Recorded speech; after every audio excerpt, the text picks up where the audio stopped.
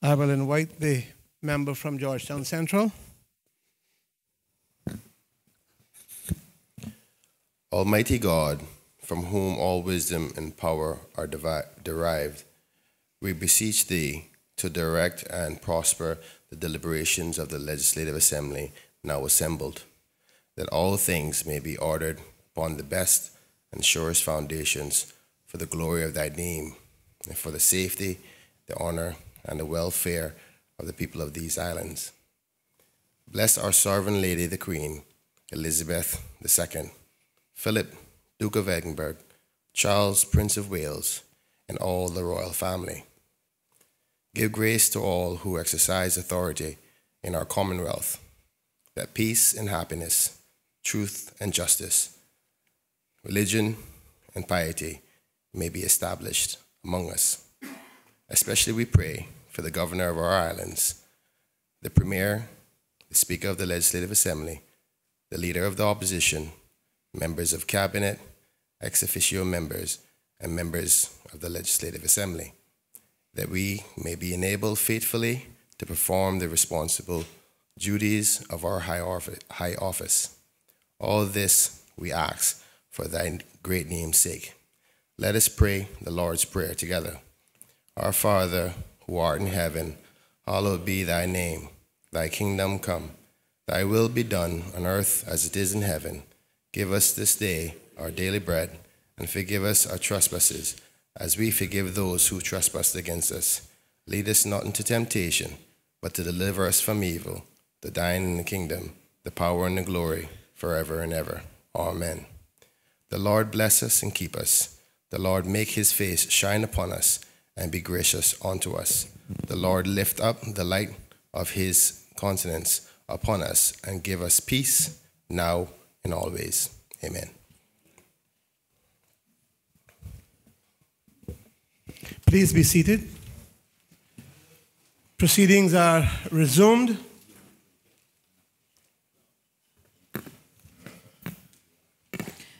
Administration of oaths and affirmations. None.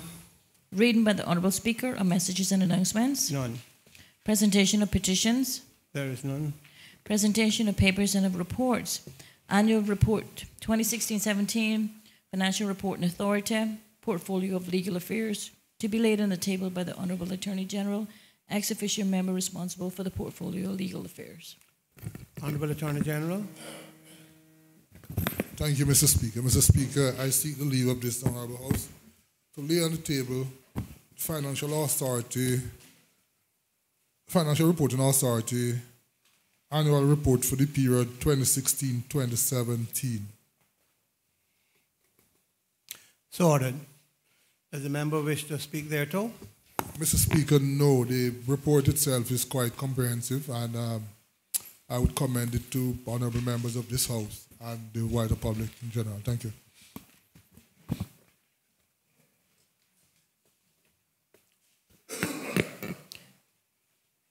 Questions to Honourable Ministers and members of the Cabinet.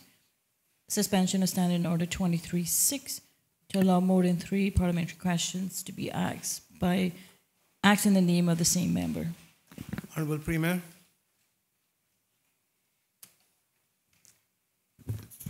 Thank you, Mr. Speaker. Good morning. Mr. Speaker, I beg to move the suspension of Standing Order 23.6 in order that the member for Bordentown West may ask more than 3 parliamentary questions standing in his name in one sitting. The question is that Standing Order 23.6 be suspended in order to allow more than 3 questions. All in favour? Those against? The ayes have it.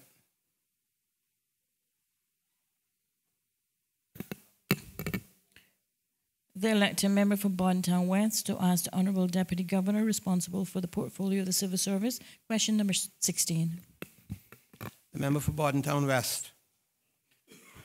Thank you, Mr. Speaker. Yeah, I don't want to say it's bulletproof either. Yeah, it is, yeah.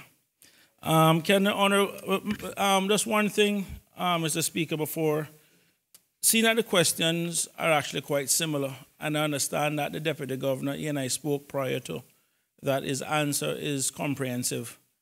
It may be a situation, because I recognize, and just to put things in context, and I guess in the interest of time, is that what I was looking for from these questions really, recognizing that there were 3 areas that were involved, and that it was 3 different ministers' responsibilities. So it has been the same question 3 times now. If the Deputy Governor's response is comprehensive, as he says it is, then it may avoid the other 2 ministers answering the question in that regard. But what I'm more interested in is in terms of the lessons learned and the governance structure. Because at the end of the day, this was still a fraud that was literally perpetrated on the people. And it's important for the House and the Caymanian public to know that steps have been taken and processes have been put in place, and that we've increased the governance model to ensure that these kind of things don't happen again. So if in that situation, if the Deputy Governor's answer is comprehensive, then we may need to probably avoid asking the minister responsible for Seneco and also the Minister of Health who's responsible for HSA. So not me need to avoid. Oh. It would be you. Oh, okay, sorry. Honorable member to withdraw the other questions. If you are satisfied that you have gotten your answer from the first question, yes, there is room for you to withdraw. Okay, Mr. Speaker, thank you.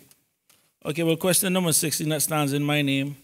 Can the Honorable Deputy Governor state, A, whether there were reprimands, sanctions, or warnings provided to civil servants that were involved in the selection, approval, and failed management of Advanced Information Systems, AIS Cayman Limited, with regards to the CarePay system, and B, what changes to processes, safeguards, and internal controls were put in place to ensure that this level of fraud on the HSA and the Cayman Islands be avoided? Thank you. Honorable Deputy Governor. Thank you, Mr. Speaker. Mr. Speaker, the answer. The member may recall that at the conclusion of the criminal case with regards to the CarePay system, I commissioned an investigation by our internal audit unit, IAU, so that we could have an independent assessment of exactly what happened. The report concluded that there was no evidence of misconduct or corruption on the part of public servants. The member also recalled that 1 person has been convicted and is serving a sentence in respect to this matter, and that is the former chairman of the HSA board. He is not a civil servant. At the same time, the IAU report identified weaknesses in our internal controls and governance arrangements relating to procurement, which needed to be addressed. Under the circumstances, and within my capacity as Deputy Governor and head of the Civil Service, I did not believe that any formal reprimands, sanctions, or warnings were appropriate. Instead, I clearly established my expectations that the recommendations by the IAU were to be addressed as a matter of priority. I also initiated systemic changes that would ensure lessons were learned and measures were implemented that would serve to prevent a reoccurrence of an event similar to CarePay. I will focus my answer and the updates on public service-wide changes and strategic changes at the ministry level. I understand that the ministers responsible for health and finance have been asked to report on changes that have been made in relation to the HSA and its board and to Seneco, respectively. First, 2 key pieces of legislation have been passed which tighten procurement controls and emphasize role clarity in governance arrangements. The Public Authorities Law 2017. Mr. Speaker, this law clearly sets out responsibilities for boards, management, the chief officer, ministers, and cabinet. It speaks of the importance of avoiding conflicts of interest and promotes full disclosure in the appointment of board members. It further specifies that only the CEO of a public authority, rather than its board, is responsible for procurement. It adds that any such procurement must be in line with the policy framework established by the board and also with the government's procurement legislation and policies. Number 2, the Procurement Law 2016. This law details the establishment of committees to oversee the procurement process and specifies that membership may not extend to persons whose financial, or other interests might affect how they carry out their duties. In addition, chief officers, chief executive officers, as well as board members of statutory authorities or government companies are ineligible for membership on these procurement committees. This law and regulations will be effective in May 2018. Secondly, we have also taken measures to educate civil servants about their roles and responsibilities in helping to prevent and address fraud and corruption. In May 2017, we rolled out for the civil service a comprehensive policy framework for addressing, deterring, identifying, and tackling fraud, which includes an anti-fraud policy with a code of business ethics and conduct, a whistleblower policy, and a policy on offering or receiving hospitality, entertainment, or gifts. Further, this work is aligned with the new Whistleblower Protection Law 2016, which is scheduled to commence on the 1st of February 2018. This law provides protection by law for persons who are often reluctant to report suspected misconduct because they fear retaliation from those that are engaged in the misconduct. Finally, as recommended by the Internal Audit Unit, IAU, the Ministry of Health has established quarterly meetings with the Minister, CEO of the HSA, and the Chair of the HSA Board. In addition, the Health Services Authority's law has been amended to add the Financial Secretary or his designate and the Chief Officer for Ministry of Health or designate to the HSA Board, which serves to strengthen the checks and balances between the government and the statutory authority.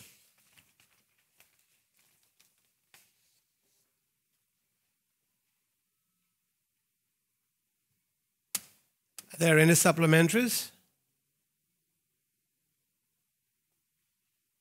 Are there any supplementaries? Are there any supplementaries? We shall move on then. The elected member for Bontown West to ask the Honourable Minister of Health, Environment, Culture and Housing. Question number 17. Honourable Member, I think it's here where you would bear in mind the answer given in relation to what you stated earlier. Thank you, Mr. Speaker. It covers, I guess, the side. Before you move on, can I call on the Honourable Premier to suspend standing orders to allow us to ask questions after 11? Thank you, Mr. Speaker. Mr. Speaker, I beg to move the suspension of Standing Order 10-2.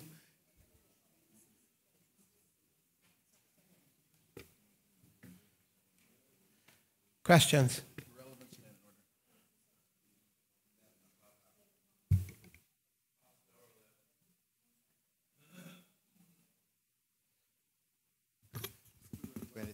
Relevant standing order.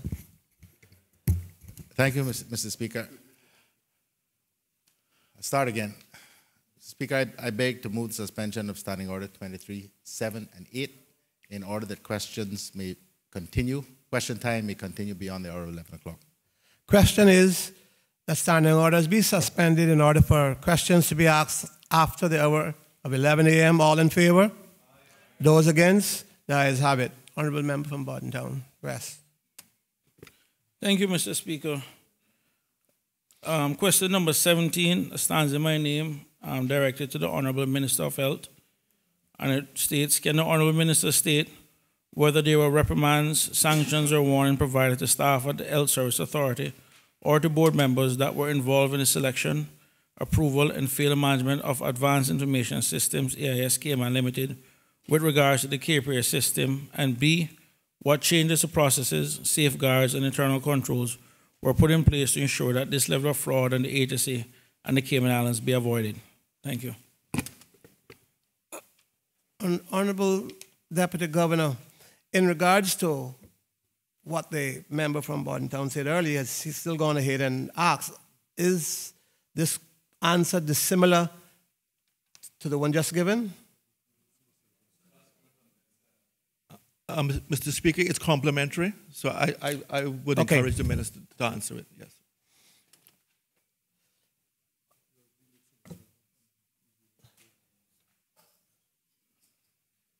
Honourable Deputy Governor.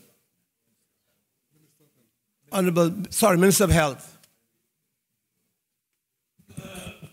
Thank you, Mr. Speaker.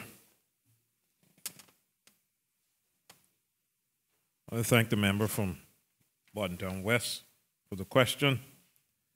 Mr. Speaker, as asked, there are no reprimands, sanctions, or warnings provided to the staff at the HSA or the board members that were involved in the selection, approval, or failed management of AIS with regards to the care-pay system. Mr. Speaker, you may recall that in 2016, the Deputy Governor requested that the Internal Audit Unit conduct a special investigation into the procurement of the care-pay system in order to identify the root causes of the failure in the procurement process. The report concluded that there was no evidence that public servants or civil servants employed by the Health Service Authority were involved in misconduct or corruption. Mr. Speaker, since then, the Health Services Authority has undertaken a complete reevaluation of the entire arrangement to identify gaps and lessons learned in order to implement safeguards and internal controls. From this exercise, one of the outcomes included changes in personnel assignments to provide greater oversight of the RFP, procurement, and contract process, development of an anti-fraud policy, disclosure of interest requirement for all senior managers, and a conflict of interest policy. Thank you, Mr. Speaker. Supplementaries, the member for Bordentown West. Thank you, Mr. Speaker. In terms of the personal assignments to provide greater oversight, can the Honourable Minister tell us what that includes? Thank you.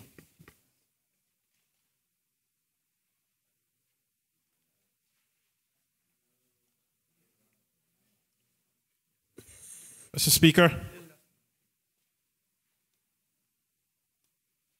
as a part of our proactive approach and our continual efforts to improve the efficiency of our processes, new legislative measures in the Public Authorities Law and the Procurement Law, the HSA conducted an internal evaluation of our procurement processes to strengthen existing policies, procedures, and systems.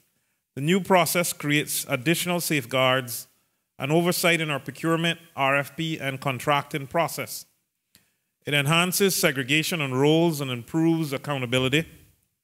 The process established various checks at all different stages to ensure compliance with budgeting requirements, an evaluation team to review all aspects of the purchasing contracting process to verify whether the goods or services being produced are in alignment with strategic plan and priorities of the HSA. Requests for new services must be accompanied by sound business plans. Additionally, a second layer has been implemented to strengthen our safeguards in the procurement and contracting process. An evaluation team reviews all RFP requests to ensure compliance with established procurement policies and applicable laws. Following these various layers or checks and approvals, the procurement department will then consult and collaborate with relevant senior managers and section heads in the preparation of requests for proposal RFP documents for projects, services, equipment, or other acquisitions requiring formal tender in accordance with the Procurement Law and Public Authorities Law. Finally, a purchasing committee will review the recommendations, decisions of the evaluation team and verify that all requirements per law and policies have been complied with and the business case for vendor selection decision is sound. Following all these stages, the purchasing committee presents a formal report with recommendations to the Chief Executive Officer for approval. Whilst these may appear to be cumbersome, these various layers ensures independence and integrity in our process. Thank you, Mr. Speaker. Member from Bordentown West. Thank you, Mr. Speaker. What I'm trying to get at, Mr. Speaker, is that one, I understand that the HSC already has a procurement process, and there's actually a procurement department that handles many of these things. This was one project that circumvented that entire process. And what I'm looking for is the same people who were in charge of making sure that this process should have been followed, that it wasn't followed. I'm trying to understand from the first layer and the second layer in terms of that hierarchy where those people are at. Because one of the things that I need to make sure of, or the public needs to make sure of, is that the proper segregation of duties. Because we had a situation where the very people who should have been approaching this entire project with a certain amount of professional skepticism were the very people who were championing the project, and then when it went sideways, it became a different thing. And we need to make sure, because the reality of it is, Mr. Speaker, is that the person who's in jail isn't the person who signed one check. So, and this is where I'm just really trying to get. I'm not trying to be difficult, but I'm trying to understand this layer in terms of where's the first line of defense and where's the second line of defense. Thank you. Understood. Are you turning that into a question? It is a question, Mr. Speaker. Trying to understand the first layer, the second layer, or the first line of defense, or the second line of defense, because the HSA really was the main entity that was at the center of this unfortunate event. Honorable Minister.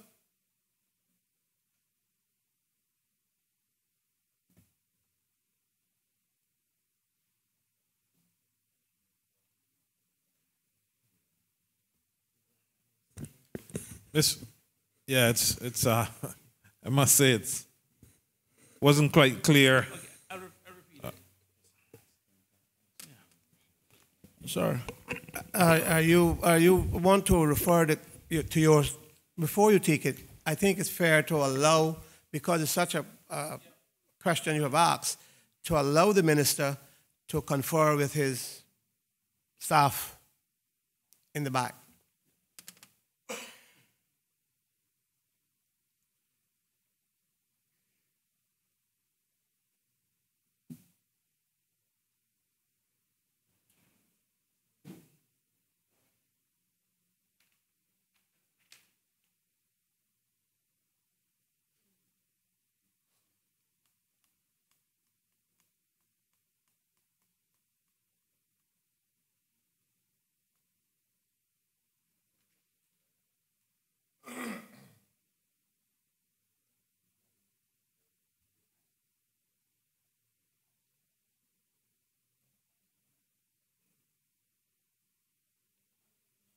Honorable Minister, do you care to take? Thank you, Mr. Chair.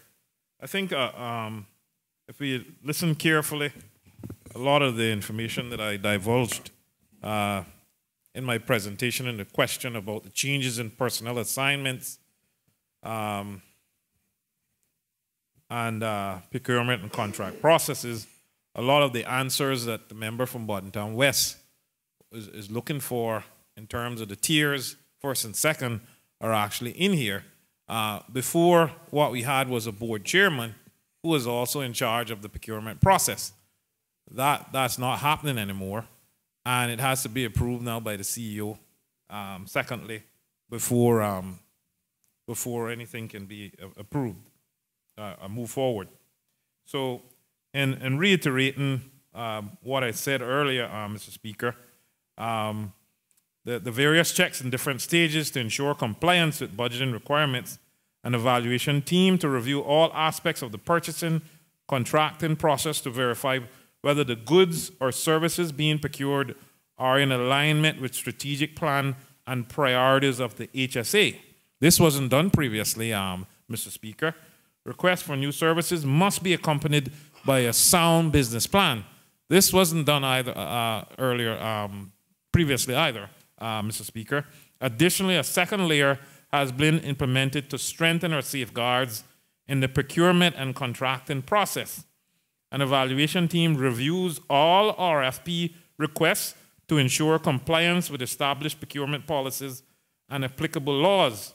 Following these various layers or checks and approvals, the procurement department would then consult and collaborate with relevant senior managers, this didn't happen before, and section heads in the preparation for requests for proposal documents for project services, equipment, or other acquisitions requiring formal tender.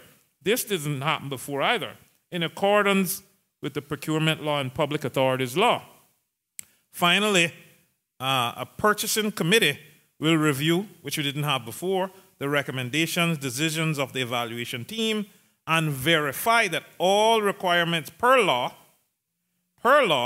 and policies have been complied with, and the business case for vendor selection decision is sound. Following all these stages, the purchasing committee presents a formal report with recommendations to the CEO for approval. I hope this is helpful, Mr. Speaker, to the member from Bordentown West. Thank you. Supplementaries? The member from North Side. Through you, Mr. Chairman. Mr. Speaker, sorry. Both answers from the Deputy Governor and the answer from the Minister of Health clearly state that the Internal Audit Unit will conduct a special investigation into the procurement of the CarePay system in order to identify the root causes of the failure. So far, we have been told what was not the cause of the failure, that is, that there was any misconduct or corruption. Can the minister tell us from the report what was the cause of the failure? Honorable Minister. Mr. Chairman, sorry, yeah, Mr. Chair. Sorry, Mr. Speaker. It's a long weeks. From what I've read, and I actually took my time, and I need to go through it again, and it's actually very interesting if members want to read it, the internal audit and special investigation report of the CarePay process. And is that something that you care to table, or is it an internal document that you don't want? It has been released to the public. So. But I can. Sorry? It has been released to the public.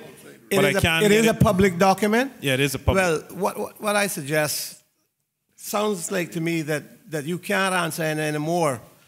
If you can answer any more, then proceed. If not, table that, and they will have that document also. And unless there are other enlightening supplementaries, I'll have to stop it at this point. Mr. Speaker, what I may say is, after reading the report, because of what I've saw so far, and I am willing to go through this again with the team and with the board, and if there's anything in here that we need to ensure that is done at the HSA, I am willing to go further, and even with what has been discussed here so far. But what I've seen so far, Mr. Speaker, in my opinion, is that because the board chairman had so much control over the procurement process, he was able to circumvent the system. I would think the House would agree that that's a fair undertaking, and I think, as I said, I will stop supplementaries on that question, and unless there is some other enlightening avenue members have, and if you would table that in order for members to have copies of it. The member for Newlands. Mr. Speaker, are you stopping questions altogether, or because I had a question in another area? On other areas on this question? On this question, but I'll allow one more supplementary. Okay, thank you, Mr. Speaker. Could the minister state whether or not all senior managers are now 100% in compliance with the requirement for disclosure of interests, and who has oversight for that? Honourable Minister. Mr. Speaker, can I get a few seconds to confer? Certainly.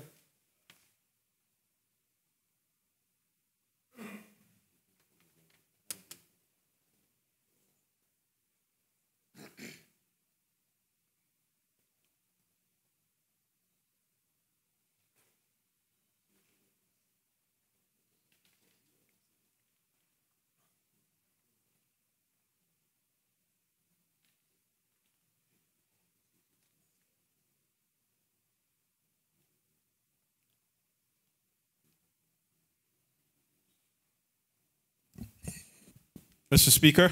Honourable Minister. Thank you for the question, member from Newlands. This question in terms of senior managers and in terms of compliance, they've had a policy in place which is externally audited since 2011 and is actually audited every year. And all senior managers are in compliance.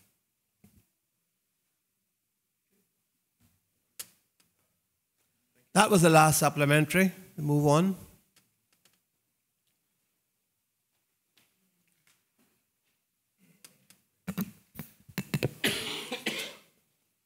The elected member for Bontown West to ask Honourable Minister of Finance and Economic Development, question number 18.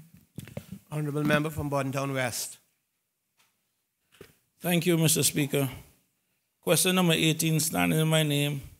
Can the Honourable Minister of Finance state whether there were reprimands, sanctions, or warnings provided to staff at Cineco or board members that were involved in the selection, approval, and field management of Advanced Information System AIS Cayman Limited with regards to the KPR system? And B, what changes to processes, safeguards, and internal controls were put in place to ensure that this level of fraud on Cineco and the Cayman Islands be avoided? Thank you.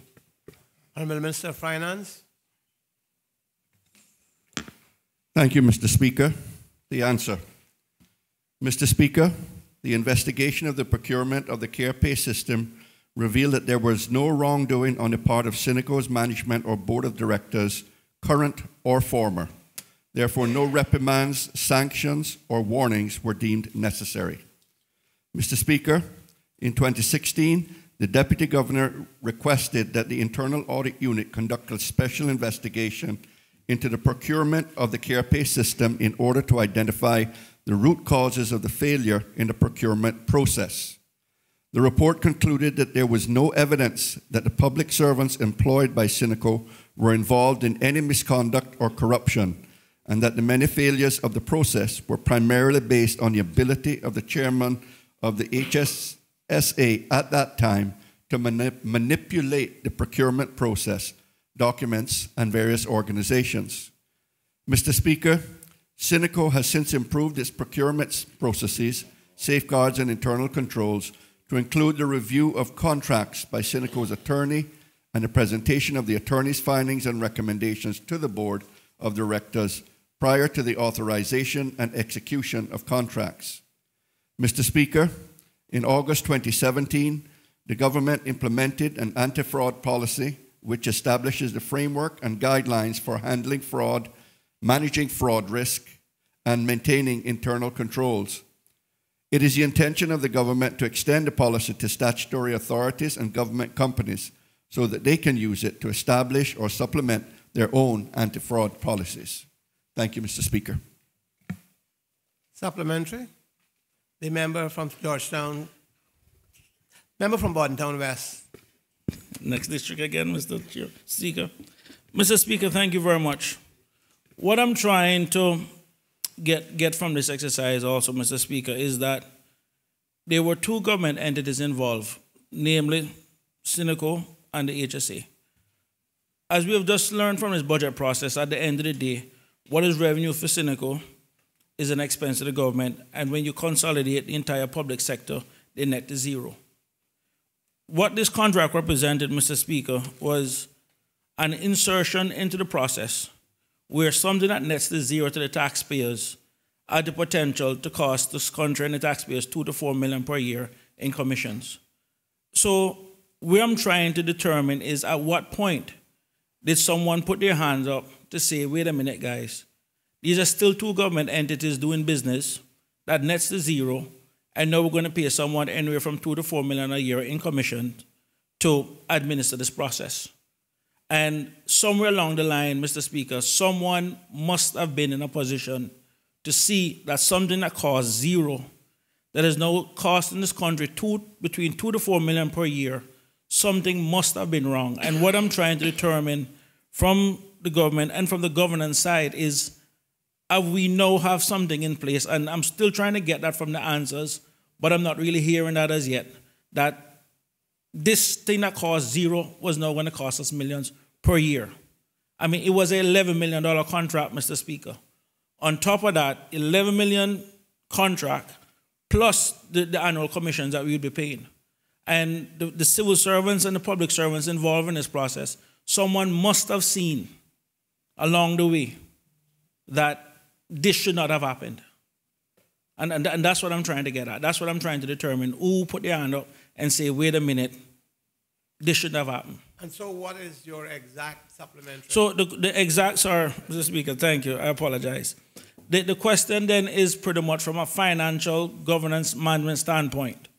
I mean, who signed off on the finances of this? Because it's kind of hard to believe that this contract, which was about 2010, 2011, that nowhere in the government before that, in the history of the Cayman Islands, that we didn't have any governance or any procurement process in place. I mean, you, Mr. Speaker, for all people know, I mean, the light that they had on you. So that is the question. Thanks for that assertion that it was a lie, but under the rules that I have to govern, I still need an exact. I said light. Oh, but the other one would have been as true. Can you turn it into an exact? Unless the minister, okay, unless the minister care to move on with what has been said. I'll make it more Mr. Speaker, I would need further clarity as to what the question is. Okay, the question. More clarity is what I think members apologies. are seeking. The question is, who signed off on the financial model of this agreement? Because ultimately now, I think Cynical was the one that would have actually been paying the commission, I believe. I'm not sure. Or what is the agent? But I want to know who signed off on the financial model. That is the question. Honourable Minister. Mr. Speaker, would you allow me some time to consult?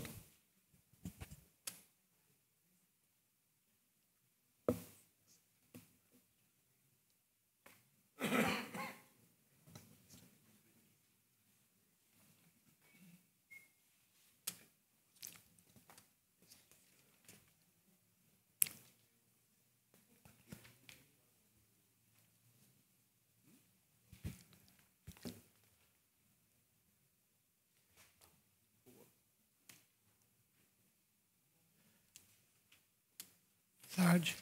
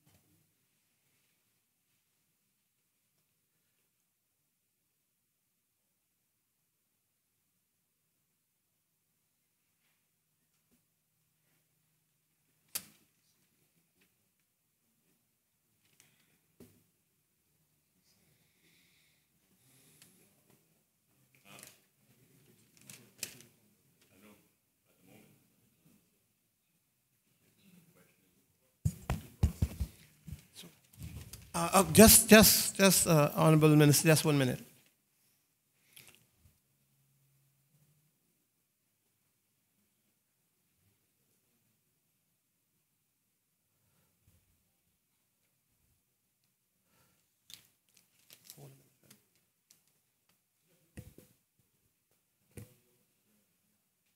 I'm seeking an opinion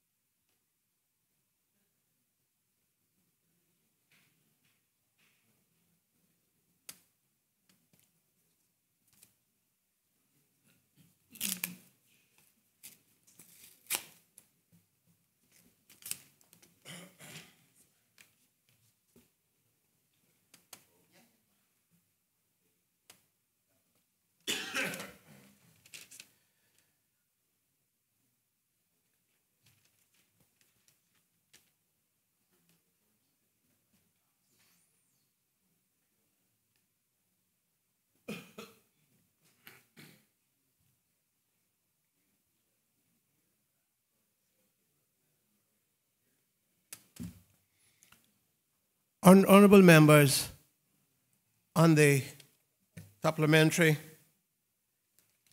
question, there is an appeal somewhat in progress, and we have allowed a good amount of questions and answers, and so as to not to aggravate the sub judice rule, I don't believe that we should move further into it. I believe that members could be satisfied with the amount of answers, and the minister has said he's willing, or the Minister of Health, I think, has given a very good undertaking to the House.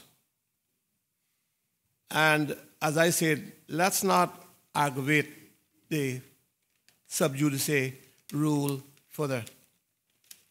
Move on to the next question.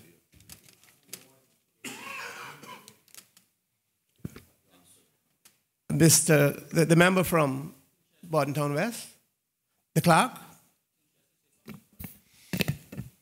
The elected member from Bordentown West asks the Honourable Minister of Health, Environment, Culture and Housing, question number 19. The Honourable Member from Bordentown West. Thank you, Mr. Speaker. Question number 19, standing in my name. Can the Honourable Minister state what are the qualifications and experience of the current Health Service Authority Board, and how do their relevant qualifications and experience comply with Section 8.4 of the Health Services Authority Law? Thank you.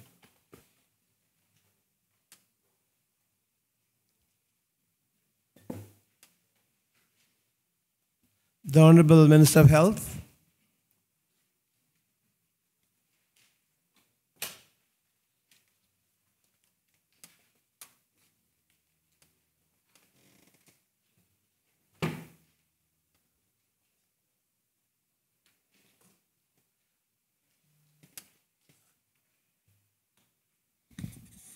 Thank you, Mr. Speaker.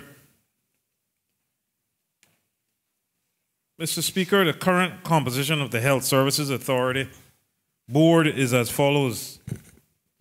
Mr. Jonathan Tibbetts is the chair. His qualifications is a master's degree in education and other related fields. Ms. Carrie Bergstrom is the deputy chair. She has a Master of Science degree in Human Resource Management, Human Resources and Human Capital Development Consultant. Ms. Natalie Cover is the Director. She's a Certified Public Accountant, MBA in Accounting and Finance. Mr. John Magoo is the Director. Attorney, practicing since 1999, attorney at law. Ms. Jenny Manderson, a director, retired civil servants, head of personnel and other related fields. Ms. Christina Kirkcaldy, director, has a Bachelor of Arts degree in psychology and political science and human resources manager. Mr. Arthur McTaggart, the director, over 20 years experience in the internet working and computer industry, IT. You have the chief officer, so also on there as ex officio. You have the CEO of the HSA as ex officio, the medical director as the ex officio, and the chief officer of the Ministry of Finance is also on there as a ex officio in accordance with Section 8.4 of the Health Services Authority Law 2016 revision and the Health Services Authority Amendment Law 2017. 7 other directors appointed by the Cabinet who shall have demonstrated to the satisfaction of the Cabinet substantial knowledge and experience in one of each of the following areas: finance, human resources, law, information technology, healthcare, and other related fields. Mr. Speaker, as noted above, healthcare is the only area of expertise not complied with. The ministry has already consulted with the Attorney General and received his advice confirming the legality of the current composition of the board. Thank you, Mr. Speaker. Supplementaries? Yes, Mr. Speaker, and I want to thank the member from Bordentown West. Thank you, Mr. Speaker. I want to thank the Honourable Minister for that response, and it pretty much confirmed the one area that you would think that the HSA would require a director in is someone in the healthcare field. And the question is, no, the follow-up question is, what is the minister, the Honourable Minister, going to do to at least ensure that there's one healthcare professional on the board to ensure that we're really compliant with the spirit of what the law intended? Thank you. Minister of Health. Mr. Speaker, thank you. Through you, I'd like to thank the member from Bordentown West for that question. As it is, Mr. Speaker, the CEO of the HSA, as ex-official member, will serve that role.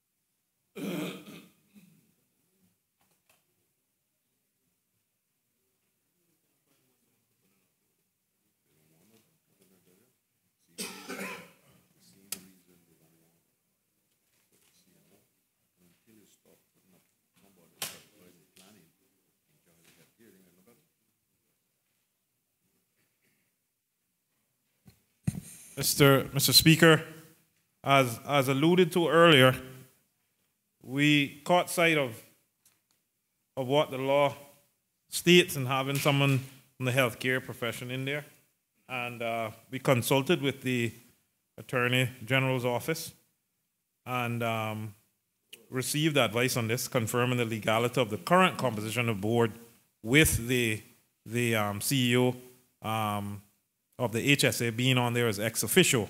However, Mr. Speaker, as discussed earlier with inside the ministry, the appointments coming up in about 8 or 9 months. At this time, we will put someone on in the health-related field. The member from Georgetown Central. Thank you, Mr. Speaker. Can the minister say whether the current board makeup is within accordance to the public authorities law? Honourable Minister.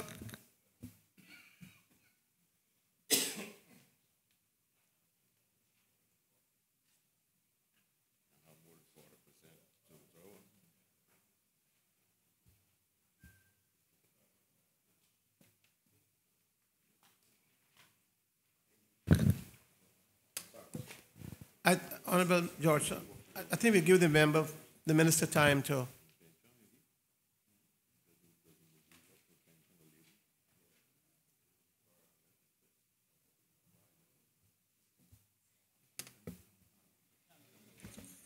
Honourable Minister. Thank you, Mr. Speaker. I want to say to the member from Georgetown Central that the board is in accordance with the public services law and public authority law, and you must note, as I said earlier, that we have consulted with the Attorney General and received advice.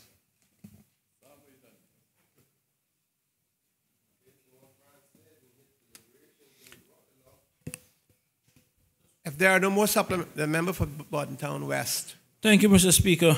Just from a governance standpoint, Mr. Speaker, with having no healthcare professional on the board who can vote, the question is then, how can the minister be satisfied that the board has a proper governance structure in place to truly evaluate the healthcare professionals that the HSA hire? I think your other supplementary more or less said it met. You didn't say that, but you meant the same thing, and I think that has been answered. I don't know that the minister can say anymore, and I will stop supplementaries at that point. Minister, you want to answer? Just to say, Mr. Speaker, that additionally, and the board relies heavily on the ex-official members. In all actuality, there's two: the medical director and the CEO of the HSA, and they rely heavily on information and advice from them before making any decision. Thank you. Next item.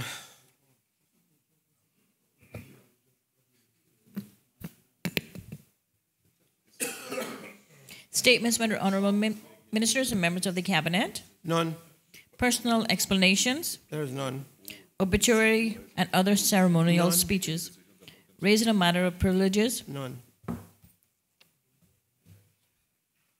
Go ahead. Other business. I have had notice that the Honorable Premier intends to suspend standing orders at this point, as was intimated yesterday.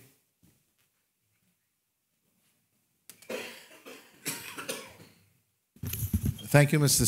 Speaker. As you intimated, following agreement between myself and the leader, Honorable Leader of the Opposition, I propose to move the suspension of Standing Order 14, 2, and 3 in order that government business may take precedence over private members' business on a Thursday.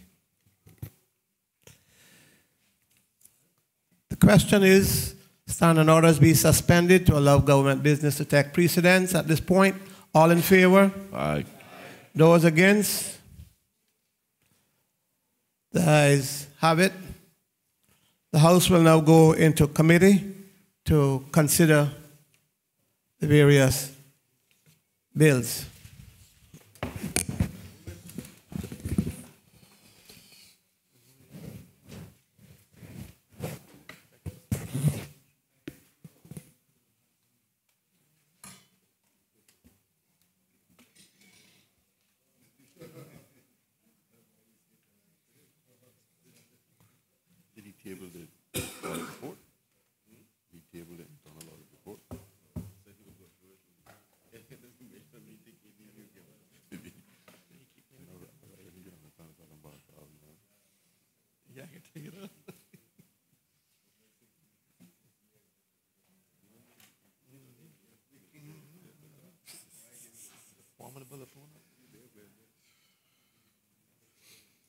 Let's get it done so we can get it into motions.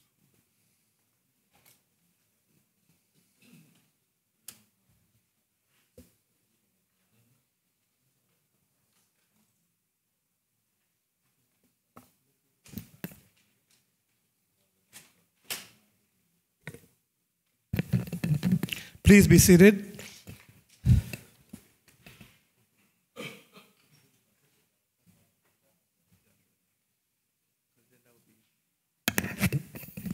The House is now in committee, and with the leave of the House, may I assume that as usual we should authorize the Honorable Attorney General to correct any minor errors and such the like in these bills.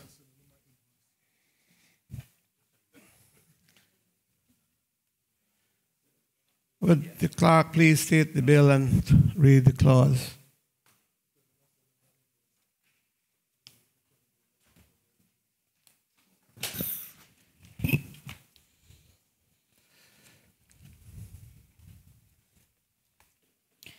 The Companies Amendment Number 2 Bill 2017, Clause 1, short title, Clause 2, Amendment of Section 244 of the Companies Law 2016 Revision, Interpretation.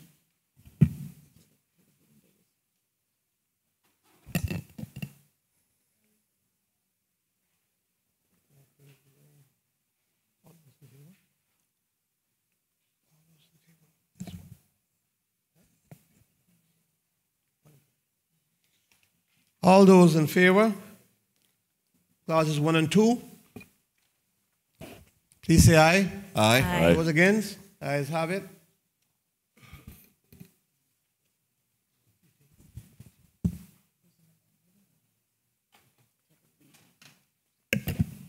Clause 3, amendment of section 245, application.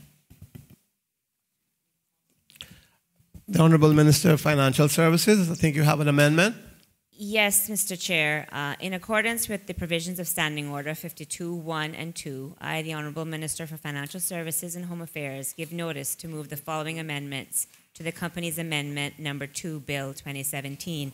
And Mr. Chair, just to briefly, before I go into the amendments, just to state that the actual amendments to the bill as presented are quite minor, but we were advised that by legislative drafting that this is the preferred method to table and to actually amend the sections as presented to the bill. So, Mr. Chair, the amendment is as follows. By deleting clause 3A and substituting the following. A, by repealing subsection 1 and substituting the following subsection.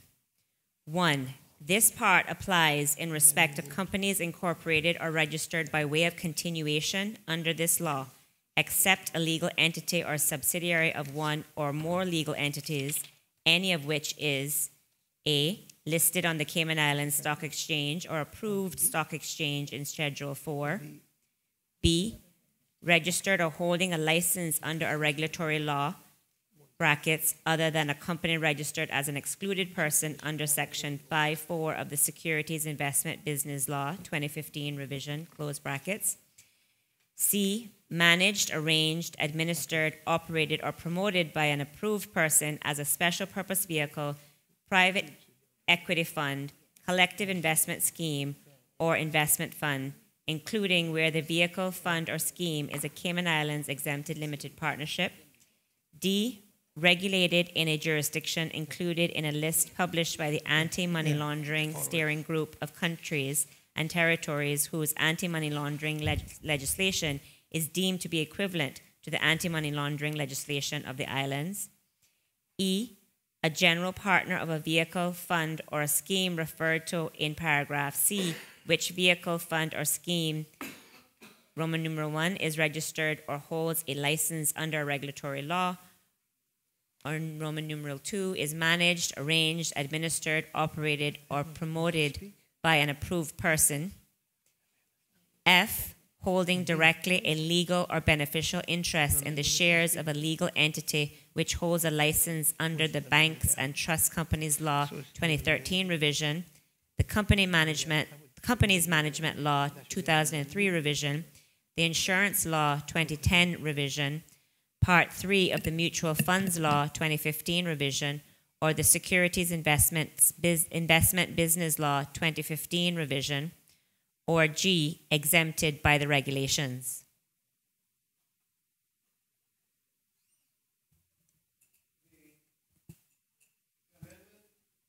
The amendment has been duly moved. Does any member wish to speak thereto? If no member wishes to speak, the question is that the amendment stand part of the clause. All those in favor, please say aye. Aye. Aye. Those against? The ayes have it. The amendment stands part of the clause. Does anyone wish to speak on the amendment? If not, I will put the question. The question is that clause 3, as amended, stand part of the bill. All those in favor, please say aye. Aye. Aye. Those against? The ayes have it. The clause as amended stands part of the bill.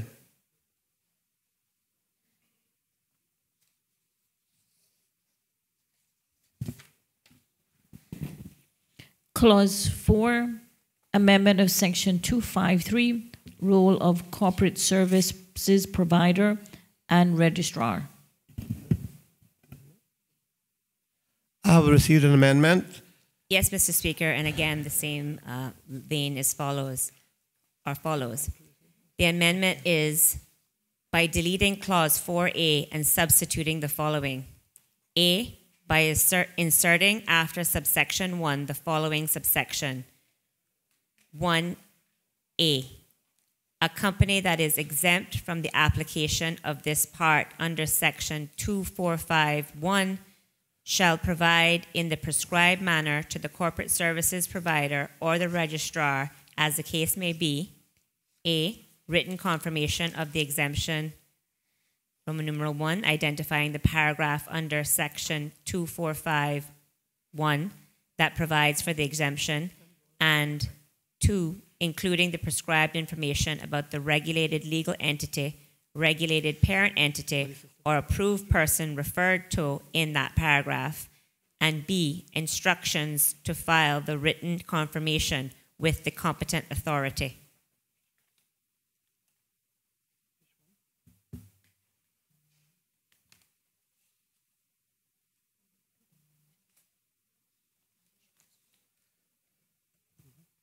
The amendment has been duly moved. Does any member wish to speak? If the question is that amendment stand part of the clause, all those in favor, please say aye. Aye. Those against, the ayes have it. The amendment stands part of the clause. Does anyone wish to speak on the amendment? If not, I will put the question. The question is that clause 4 as amended stand part of the bill. All those in favor, please say aye. Aye. Those against, the ayes have it. The clause as amended stands part of the bill. Clause 5, amendment of section 256, consequences of failure to disclose beneficiary ownership. All those in favor? Aye. Aye. Those against? The ayes have it.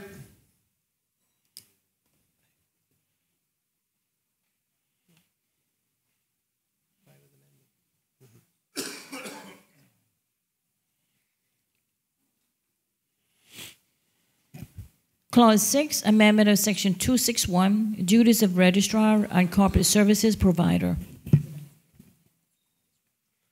I have received notice of an amendment. Yes, Mr. Chair, thank you. In clause 6B, by deleting subsection 2 and substituting the following subsection.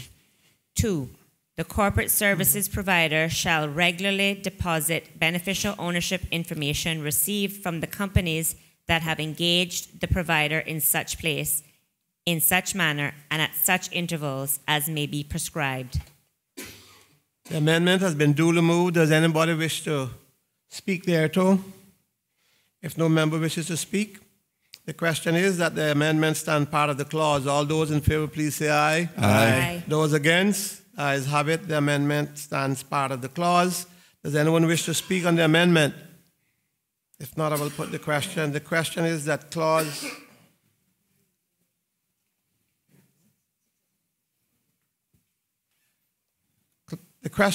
clause 6 as amended stand part of the bill. All those in favor? Aye. Aye. Those against? The ayes have it. The clause as amended stands part of the bill. Clause 7, amendment of section 262, limits on searches that may be executed. Clause 8, amendment of section 263, disclosure of beneficiary ownership information by the Cayman Islands Monetary Authority. The question is that clause 7 and 8 stands part of the bill. All those in favor, please say aye. Aye. Those against, the ayes have it. The clauses as amended stands part of the bill.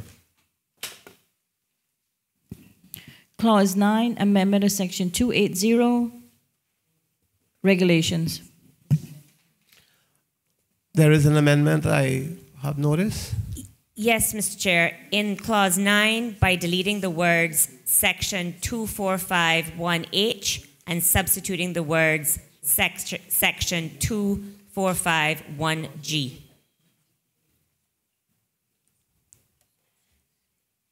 The amendment has been duly moved. Does anyone wish to speak thereto? If not, the question is that the amendment stand part of the clause. All those in favor, please say aye. Aye. Those against, the ayes have it. The amendment stands part of the clause. Does anyone wish to speak to the amendment? If not, the question is that clause 9 as amended stands part of the bill. All those in favor, please say aye. Aye. Those against? The ayes have it. The clause as amended stands part of the bill.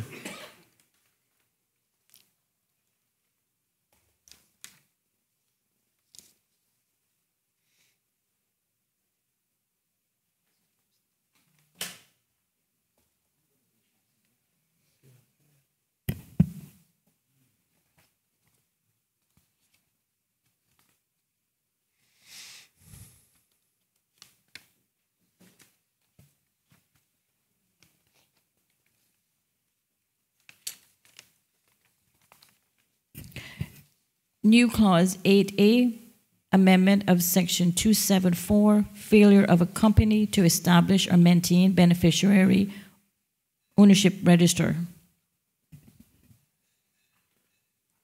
Honorable Minister of Financial Services.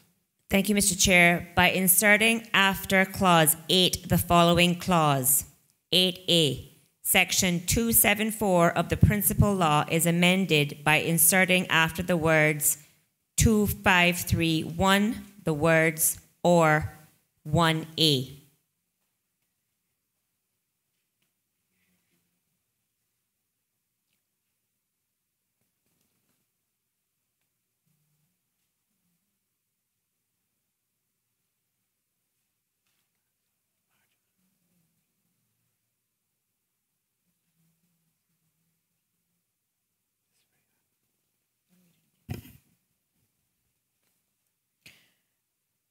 Amendment of section 274, failure of a company to establish or maintain beneficiary ownership register.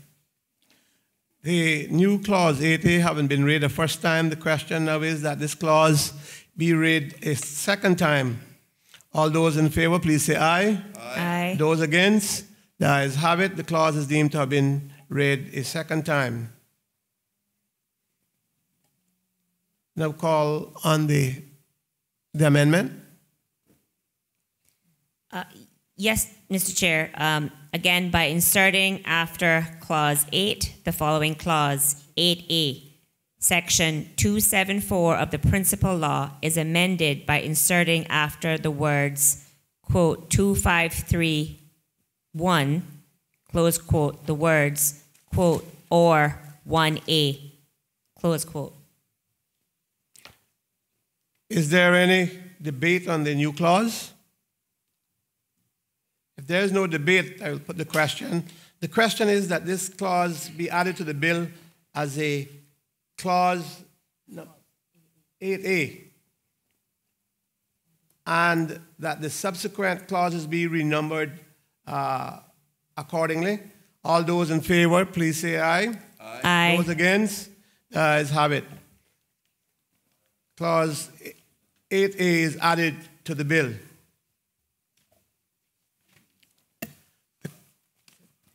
The question is that the bill be reported.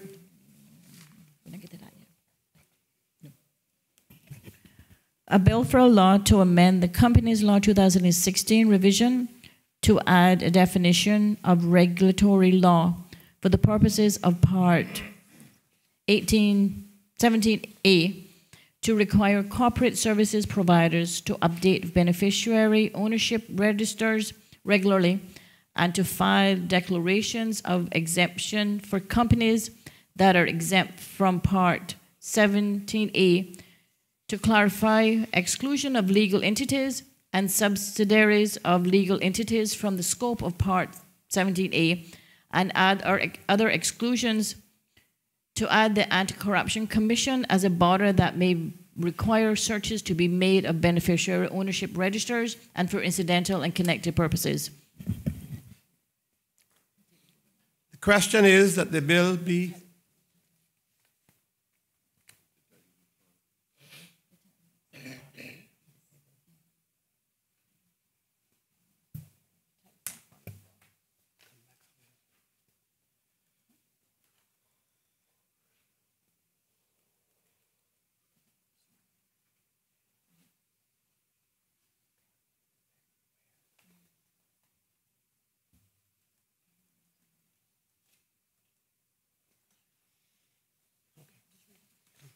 question is that the title do stand part of the bill. All those in favor, please say aye. Aye. Those against? The ayes have it. The title stands part of the bill.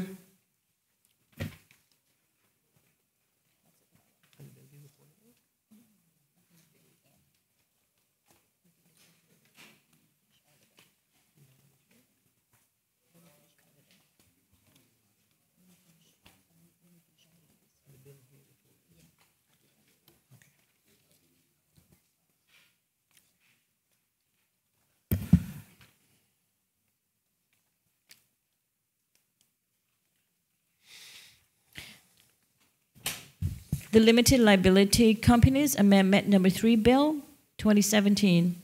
Clause 1, short titling commencement. Clause 2, amendment of Section 70 of the Limited Liability Companies Law, 2016, interpretation.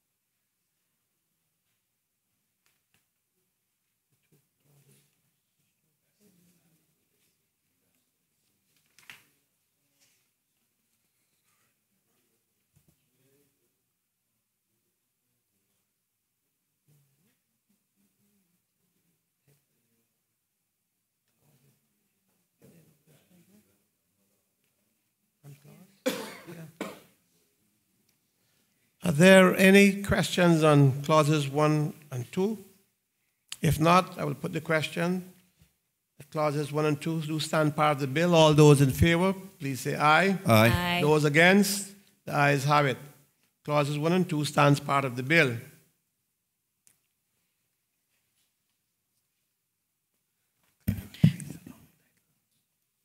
Clause 3, amendment of Section 71, application.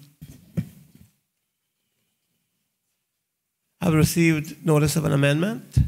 Yes, Mr. Chair. Again, in accordance with the provisions of Standing Order 52.1 and 2, I, the Honourable Minister for Financial Services and Home Affairs, give notice to move the following amendments to the Limited Liability Companies Amendment Number 3 Bill 2017.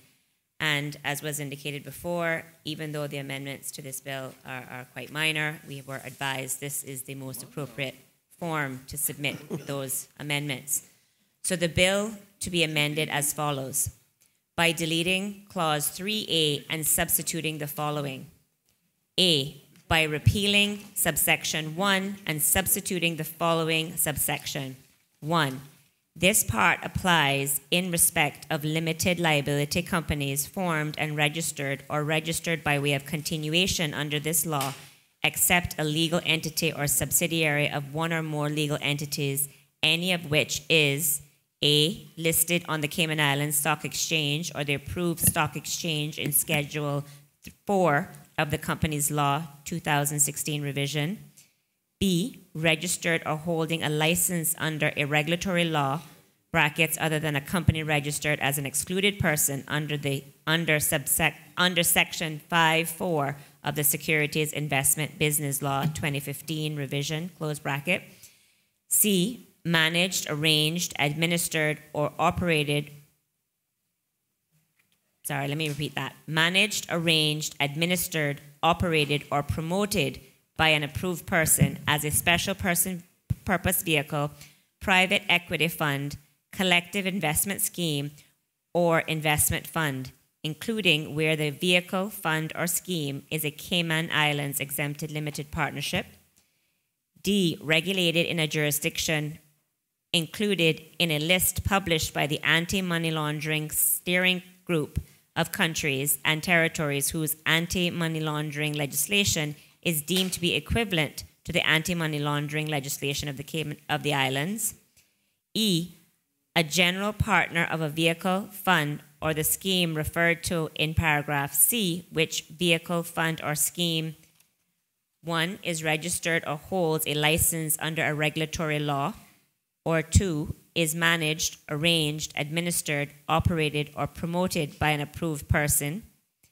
F, holding directly a legal or beneficial interest in the shares of a legal entity which holds a license under the Banks and Trust Companies Law 2013 revision, the Companies Management Law 2003 revision, the Insurance Law 2010 revision, Part 3 of the Mutual Funds Law 2015 revision, or the Securities Investment Business Law 2015 revision, or G, exempted by the regulations. The amendment has been duly moved. Does any member wish to speak? If not, the question is that the amendment stand part of the clause. All those in favor, please say aye. Aye. Those against? The ayes have it. The amendment stands part of the clause. Does anyone wish to speak to the amendment?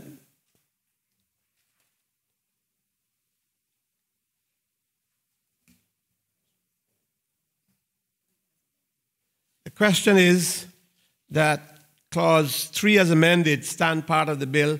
All those in favor, please say aye. Aye. Those against? The ayes have it. The clause as amended stands part of the bill. Clause 4, amendment of Section 79, role of corporate services provider. I have been advised there is an amendment. Honorable Minister, Financial Services. Yes, Mr. Chair. By deleting Clause 4A and substituting the following. A, by inserting after subsection 1 the following subsection. 1A, a limited liability company that is exempt from the application of this part under Section 71(1) shall provide in the prescribed manner to the corporate services provider or the registrar, as the case may be, A, written confirmation of the exemption, 1, identifying the paragraph under Section 71(1) that provides for the exemption, and 2, including the prescribed information about the regulated legal entity, regulated parent entity, or approved person referred to in that paragraph, and B, instructions to file the written confirmation with the competent authority. The amendment has been duly moved. Anyone wishing to speak thereto? If not, the member from Northside. I want to have one question. You're deleting the complete clause 4, which includes A and B, but is it no longer necessary to have the section in subsection 2B where you got the word shall, the words referred to in subsection 1?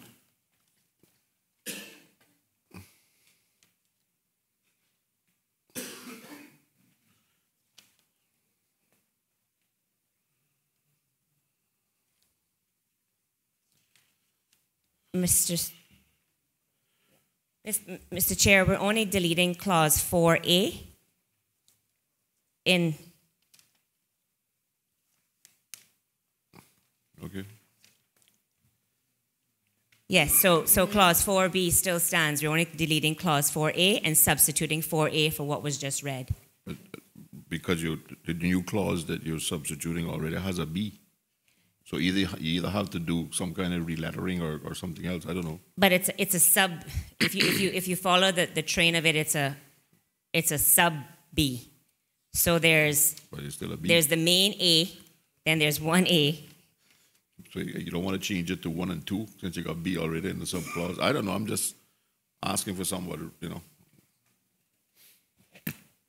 And the other question, Mr. Chairman, is to the Attorney General. This kind of large-scale substitution of complete clauses in a bill that was circulated to meet the constitutional requirement of 21 days, does that have any effect on the constitutionality of the bill that we're now passing into law? Because if there weren't substantial changes, I don't understand why we were deleting the whole clause. If there's just a couple of words that need to be changed within the clause, the amendment should change a few words within the clause instead of just lifting the whole clause and putting a new clause back that only has 2 or 3 words. Yeah.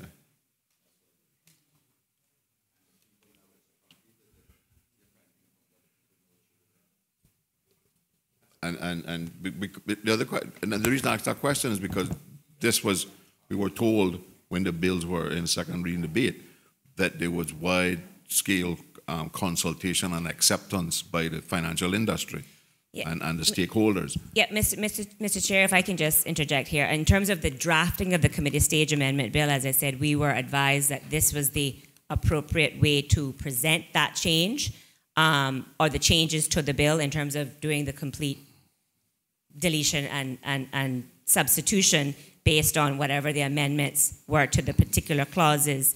But to your point about the consultation, some of these amendments that are reflected in the clauses that have been amended by this style has actually come as a result of further consultation, because the member may recall that the bill was actually gazetted from the 20th of September. And so what we did was, in spirit of making sure that we had the consultation and continued that consultation, we had further industry review during that 21-day period. And so these were some of the comments that reflect the additional consultation that took place during the prescribed 21 days. But as I understand it, the purpose of that 21 days is so that the bill that is presented to Parliament is what is circulated so people can review it. And when you have the question I'm asking is this kind of wholesale changes, does this change in a major way the bill that was originally circulated? Because my argument would be then that that makes this unconstitutional, and that this bill has not been in the public realm for 21 days. So, Mr. Chair, there has not been wholesale changes, as I said. I think the change, so in particular, the change to clause 4A makes it clear that a written confirmation as opposed to a declaration should be filed for companies that are exercising one of the exemptions under the law. So that is the essence or the substance, is just clarify that, making it clear on its face, a written confirmation as opposed to a declaration, because some people may want to interpret declaration to be oral, verbal, however. So that is the substantive change to this particular clause, and it also clarifies what information needs to be submitted in the written confirmation, allowing the competent authority to prescribe the manner in such a written confirmation and how it should be submitted. So again, it's not a wholesale change to what is in the bill. It just further clarifies what that information should be. But the removal and the substitution, again, is a drafting convention that we were advised is the way to present these particular committee stage amendments. I would just have a greater comfort level if we only change the words that needed to be changed, because what it forces me to do now is to go to the bill and extract this and go back to the original law and compare and contrast and I mean, I know this was the former Minister of Financial Services did the same thing. He never brought a single bill here that he didn't amend. It's in almost every clause, and we're having the same thing with these legislation now. So if the new drafting methodology is that if there's a one-word change to a clause, they're going to lift the whole clause and put that new clause back, then I think we need to be told that. So our expectations will be different. Because when I hear of an amendment to a clause, I expect there's one or two words. But when I see a whole clause taken out, my first reaction is that this is a complete different clause that is being substituted for different purposes. And Mr. Chair, I think that was why I prefaced the introduction of these amendments initially saying they are actually minor to the text, but this was the drafting convention which was recommended to us in terms of presenting this. And of course, we have to be guided by legislative drafting to some degree in that regard.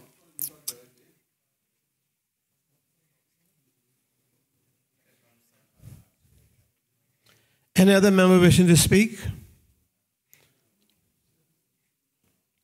Any other member wishing to speak? Mr. Chair, I believe there was a question to the Attorney General. Could he from the leader of the opposition about the wholesale change and how does it affect? But I don't think the AG is making any move to do any answering. Well, Mr. Chair, thank you. I mean, this is all relative. The fact is that the amendment is before the committee, and this House is really a creature of the standing orders.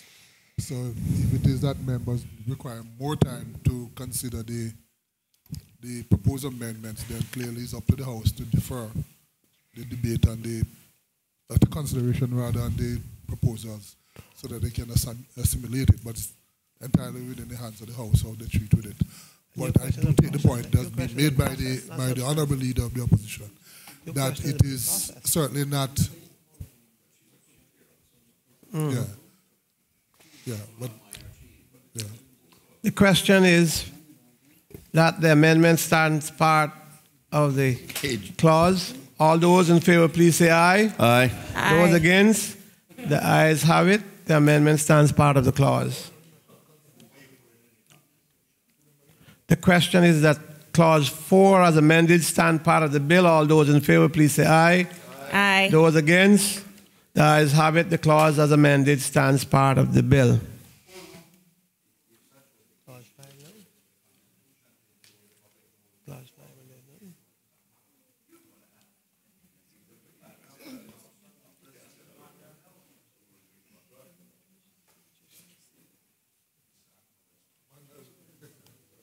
Yeah, I just say that.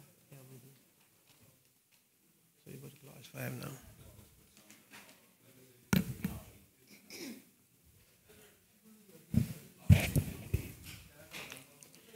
Clause 5, amendment of section 82, consequences of failure to disclose beneficial ownership. The question is that clause 5 as amended stands part of the bill. All those in favor, please say aye. Aye. Aye. Those against, the ayes have it. The clause as amended stands part of the bill. Clause 6, amendment of section 87, duties of corporate services providers. There is an amendment, Honourable Minister. Yes, Mr. Chair. In clause 6B, by deleting subsection 2 and substituting the following subsection. 2. The corporate services provider shall regularly deposit beneficial ownership information received from the limited liability companies that have engaged the provider in such place, in such manner, and at such intervals as may be prescribed. The amendment has been duly moved. Does any member wish to speak? Yes, Mr. Chair, just for helping the committee understand what the change in this clause does, is it provides for regulations to be created to prescribe the frequency of which the beneficial ownership registers should be filed. Again, it just creates a bit more clarity to allow for specific prescribing of certain things so there is no misunderstanding on the part of the corporate services providers or others. And again, these changes, as I have indicated, went through the public 21-day consultation period, and additional comments were submitted during that time. Any other member wishing to speak? If not, the question is that the amendment stands part of the clause. All those in favor, please say aye. Aye. Aye. Those against, the ayes have it. The amendment stands part of the clause. Does anyone wish to speak to the amendment? If not, I will put the question. The question is that clause 6 as amended stands part of the bill. All those in favor, please say aye. Aye. Aye. Those against, the ayes have it. The clause as amended stands part of the bill.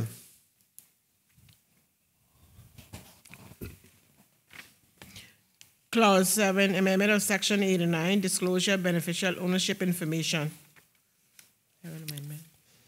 There is an amendment to that. Honourable Minister? Clause 7? Yes. Yeah, it is. Well, this is a new clause, Mr. Chair. So I think it's New clause 7A. It's a new clause 7A. So I think we probably need to do the amendment in 8 first, and then come back to that.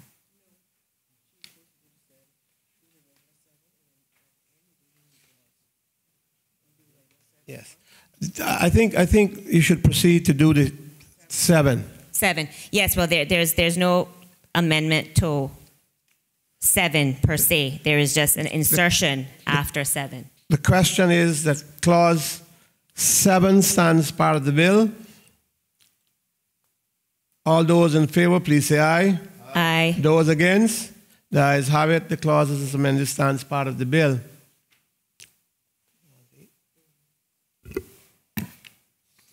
Clause 8, amendment of section 106, regulations. Honorable Minister. Yes, Mr. Chair. In clause 8, by deleting the words section 71(1)H and substituting the words section 71(1)G.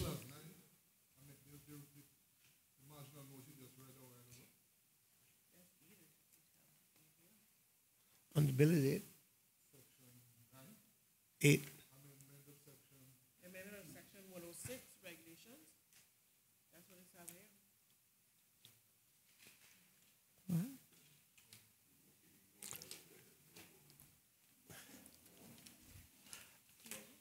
Honorable Minister.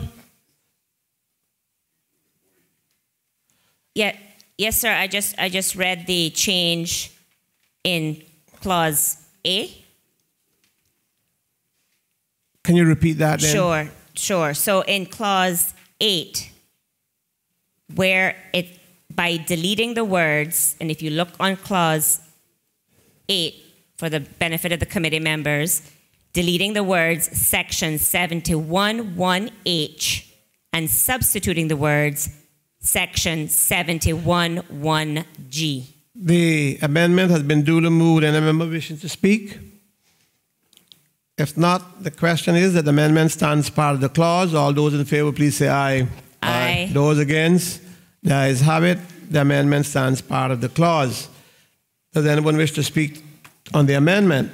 Again, Mr. Speaker, just to make it very clear, this change is a change to correct a referencing error, which was a referencing error to the primary law.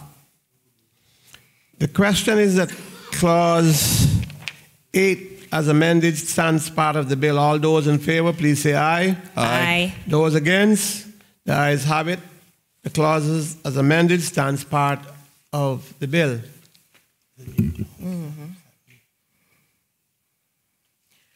New clause 7, amendment of section 100, failure of a limited liability company to establish or maintain beneficial ownership register. New clause 7. Honorable Minister.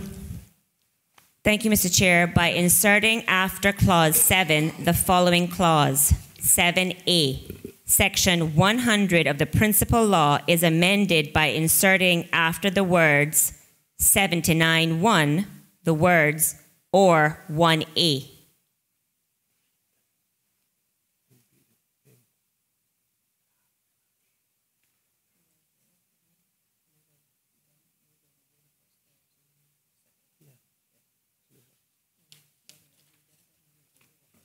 The new clause 7A having been read a first time, the question now is that this clause be read a second time. All those in favor, please say aye. Aye. Those against, the ayes have it. The clause is deemed to have been read a second time. I will now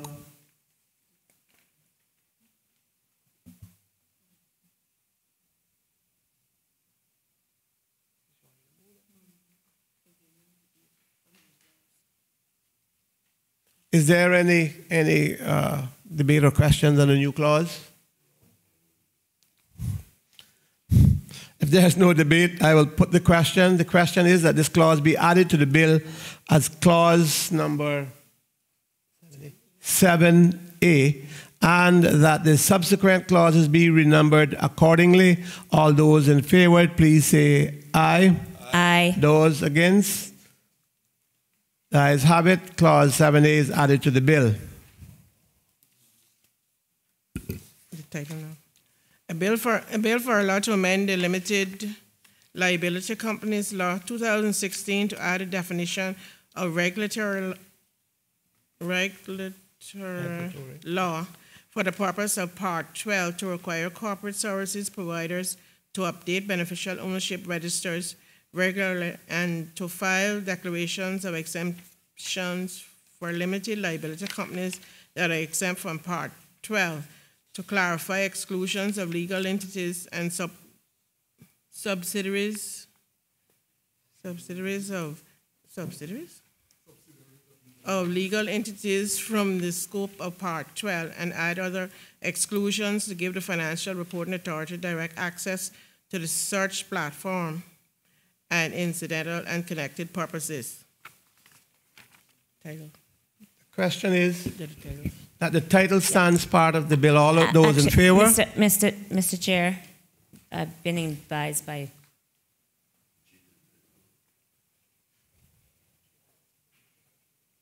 Oh yes, this, Mr. Chair, the reading of the short title, or the long title, I should say, by the clerk seems to have referenced the wrong title. There was an additional reference that does not.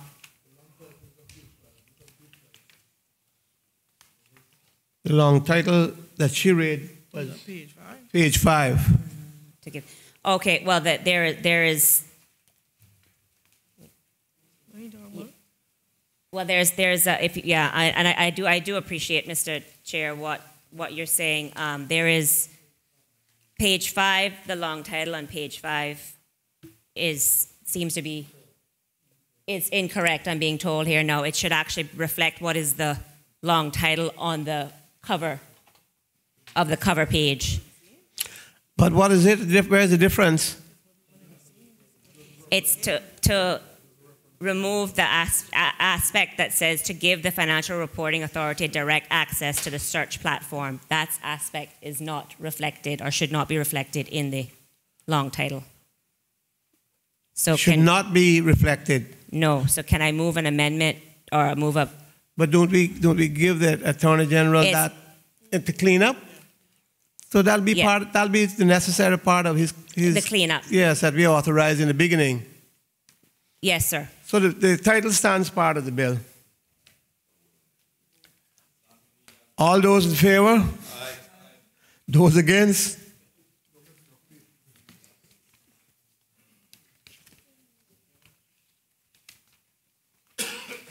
I should say that.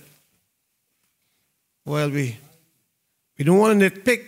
Lunch is nearly here.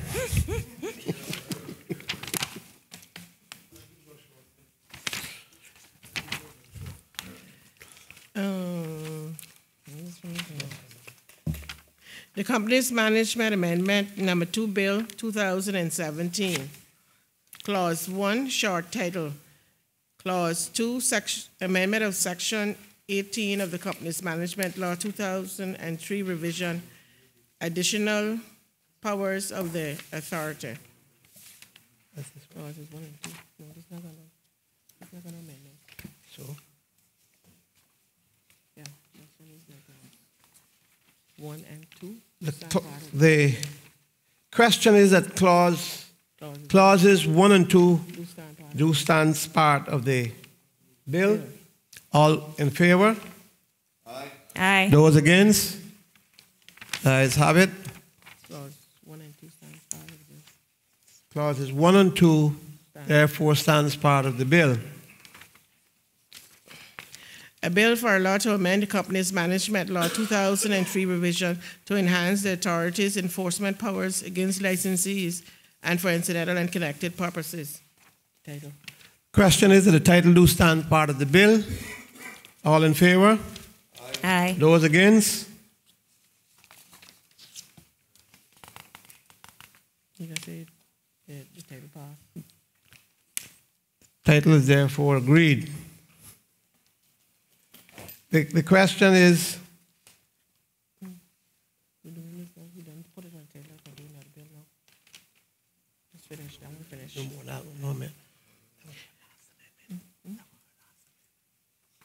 No, no amendments on the. Okay. Okay. Put it on. Insurance. This insurance I have in there. I don't do this one now with insurance. Okay. The Insurance Amendment Bill 2017. Clause 1, short title. Clause 2, amendment of Section 20 of the Insurance Law 2010, duties of auditor. Clause 3, amendment of Section 21, insurance managers. Clause 4, amendment of Section 24, powers of the authority. Clauses 1 through 4, 1, 2, 3, and 4. Stand by here.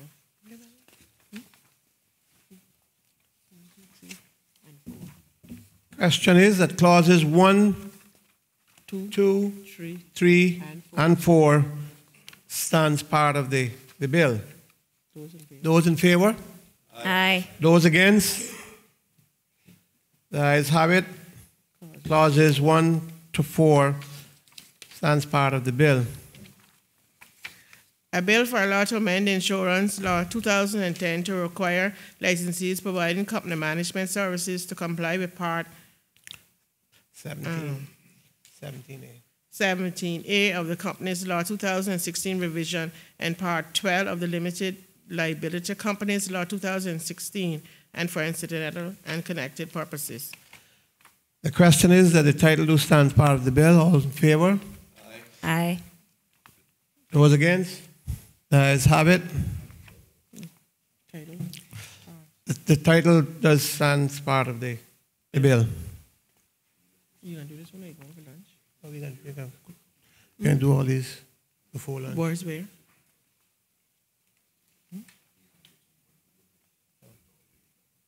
Please change it. That's Sam's job.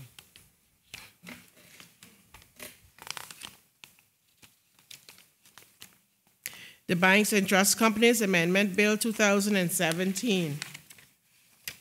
Clause 1, short title. Put a question in. Short, clause 1. The question is that clause 1 do stand, short title do stands part of the bill. All in favor? Aye. Those against? Aye. The ayes have it. Amendment of Section 5 of the Banks and Trust Companies Law 2013 revision. License or registration required to carry on banking or trust business. Amendment. Yeah. Honorable Minister. Yes, Mr. Chair. In accordance with the provisions of Standing Order 52.1 and 2, I, the Honourable Minister for Financial Services and Home Affairs, give notice to move the following amendments to the Banks and Trust Companies Amendment Bill 2017. That the bill be amended as follows, by deleting Clause 2.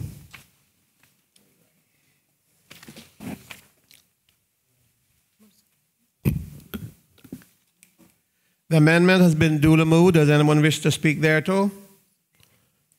If no member wishes to speak, the question is that the amendment stand part of the clause. All those in favor, please say aye. Aye. Those against? The ayes have it. The amendment stands part of the clause. Does anyone wish to speak on the amendment? If not, I will put the question. The question is that clause 2, as amended, stands part of the bill. All those in favor, please say aye. Aye. Those against, say no. The ayes have it. The clause as amended stands part of the bill.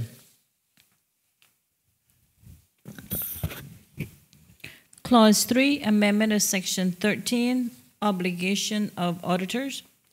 The question is that clause 3 stands part of the bill. All those in favor, please say aye. Aye. Those against, the ayes have it. The clause as amended stands part of the bill. Clause 4, amendment of Section 18, additional powers of authority. Honourable Minister. Thank you, Mr. Chair. By deleting Clause 4A and substituting the following. A, by inserting after paragraph C the following paragraph. CA, a person holding a license issued under Section 6(5)(c), E, or F, who is a corporate services provider as defined in Part 17A of the Companies Law 2016 revision or Part 12 of the Limited Liability Companies Law 2016 has contravened that part.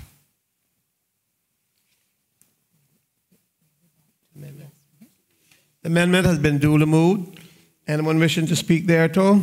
If not, the question is that the amendment stand part of the clause. All those in favor, please say aye. Aye. Those against? The ayes have it. The amendment stands part of the clause. Does anyone wish to speak to the amendment? If not, I will put the question. The question is that clause 4 as amended stand part of the bill. All those in favor, please say aye. Aye. Those against? The ayes have it. The clause as amended stands part of the bill. Clause 5, amendment of section 22, power of search. The question is that clause 5 stands part of the bill. All those in favor, please say aye. Aye. Those against? The ayes have it. The clause is amended stands part of the bill.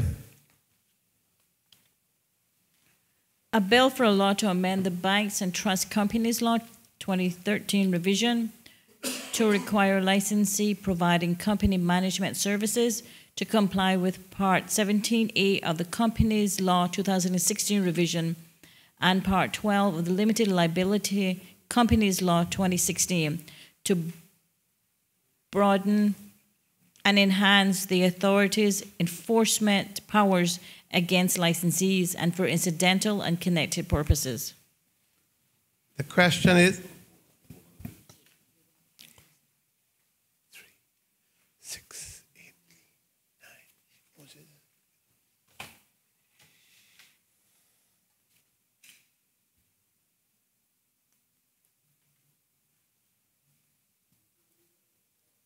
Yeah, I lock up the lunchroom.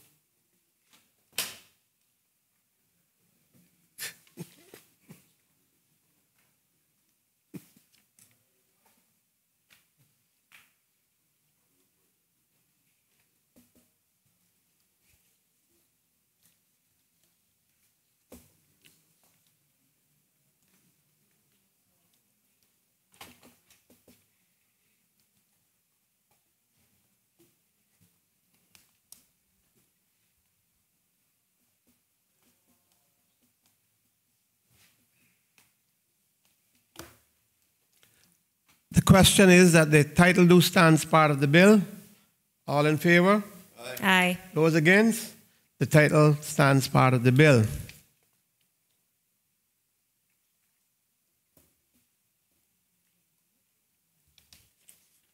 The next one is penal code.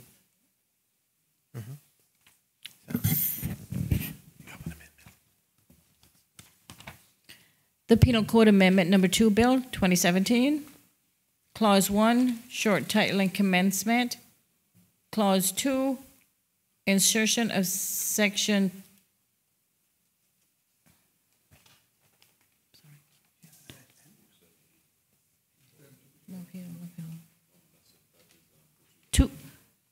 247A of the Penal Code 2017 revision intend to defraud the government.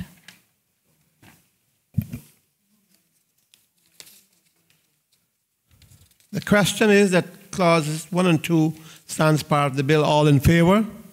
Aye. Those against? The ayes have it. A bill for a law to amend the Penal Code 2017 revision to make it an offense to provide a false statement, omit a statement, or obstruct a public officer in relation to the collection of money for the purpose of government revenue and for incidental and connected purposes. The question is that the title do stands part of the bill. All in favor? Aye. Those against? The ayes have it.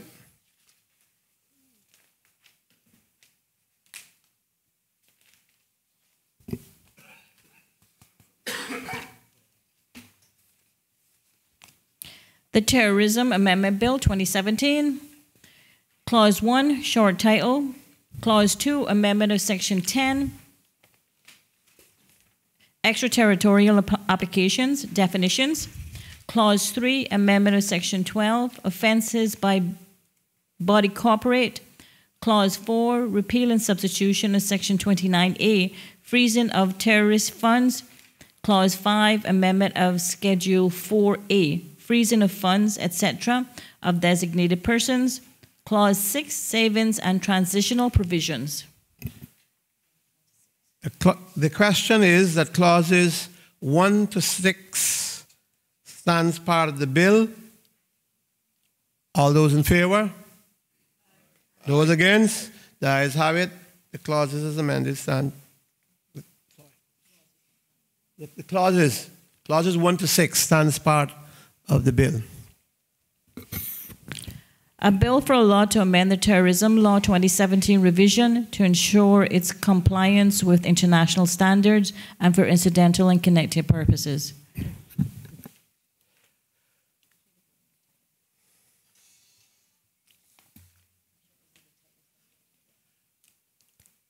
The question is that the title do stand part of the bill. All those in favor? Aye. Those against? Ayes have it. Title do stand part of the bill. Proceeds of Crime Amendment Bill 2017. Clause 1, short title and commencement. Mr. Chair, I have two amendments, one by the Honorable Tara Rivers and one by the Attorney General. One by, which one is correct? It's only one, right? One.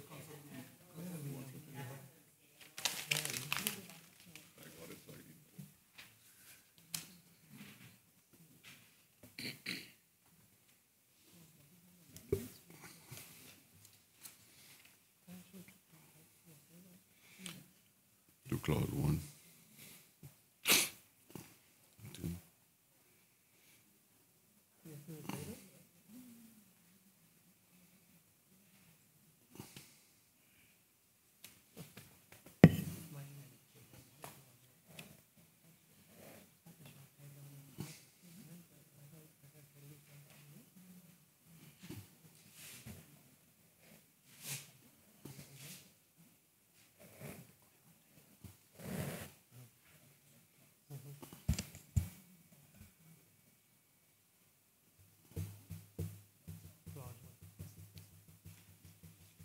The question is that clause 1 do stand part of the bill. All in favor? Aye. Those against? The ayes have it.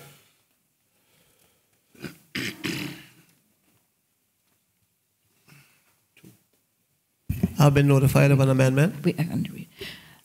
Clause 2, amendment of Section 2 of the Proceeds of Crime Law 2017 revision, definitions and interpretation. Honorable Attorney General. Thank you, Mr. Chair. Mr. Chair, in accordance with the provision of Standing Order 52.1 and 2, I beg to move the following amendment to the Proceeds of Crime Amendment Bill 2017, that the bill be amended as follows.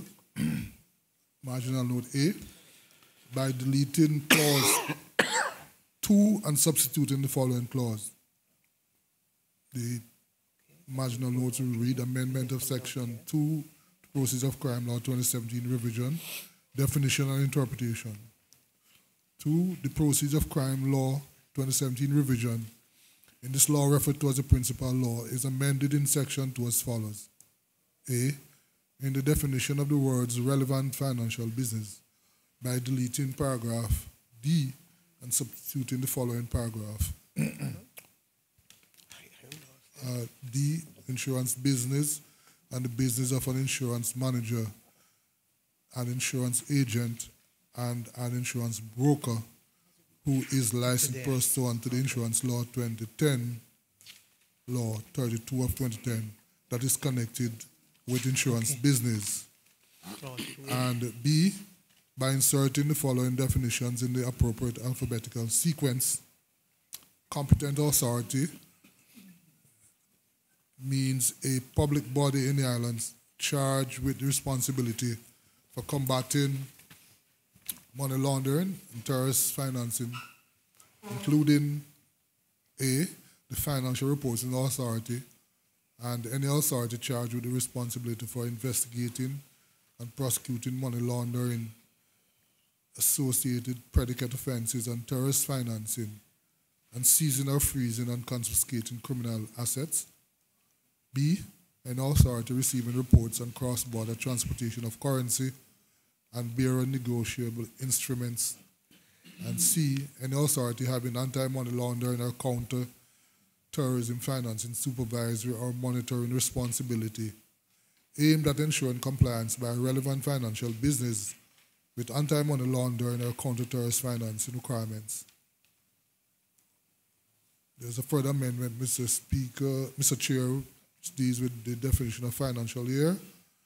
A financial year in relation to financial reporting authority means a year ending on the 31st of December.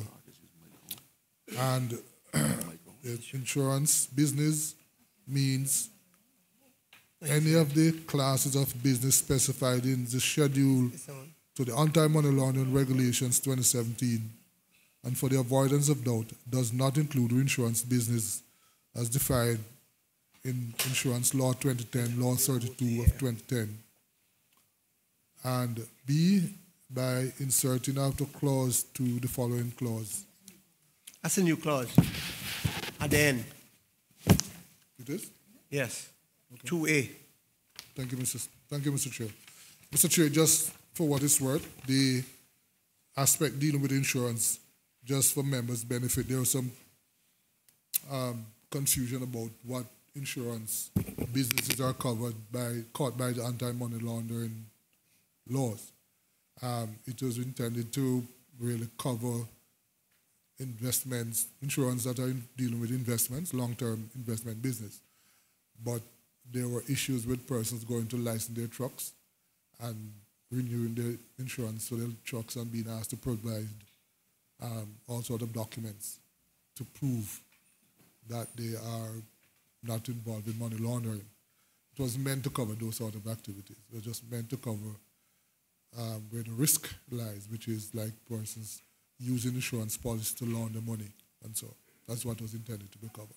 So we're seeking to correct that question here. Does any other member wish to speak?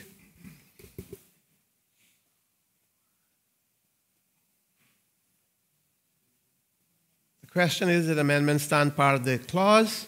All those in favor, please say aye. Aye. Those against? The ayes have it. The amendment stands part of the clause. Does anyone wish to speak to the amendment? If not, I will put the question. The question is that clause 2, as amended, stand part of the bill.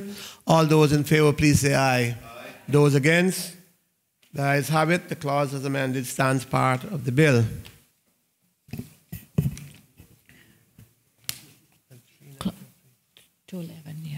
Clause 3, amendment of Section 4, powers, functions, and duties of Financial Reporting Authority.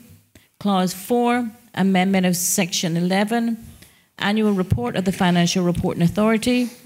Clause 5, amendment of Section 114. Mr. Chairman, I have a question on Clause 5, just for clarification on Clause 5. Seizure of cash. Okay. Let me ask it now. The member from the north side. Yeah, just through you, Mr. Chairman, to the Attorney General. I have a little bit of concern, Mr. AG, with the wording in Clause 3, as soon as reasonable possible after seizure is made by a customs officer under this section. The collector of customs shall report the seizure to the Financial Reporting Authority. I believe that as soon as reasonable is rather elastic and expansive depending on who you talk to. So I don't even want to consider putting in a definitive thing, 7, 14, 21 days. Thank you.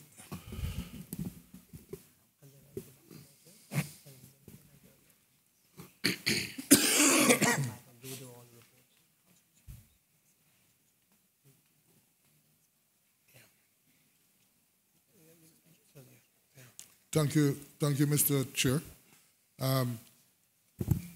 In response to the Honorable Leader of the Opposition, I think I'm in agreement that the open-ended nature of the clause might not be desirable. And so I am proposing, if the committee is so minded, to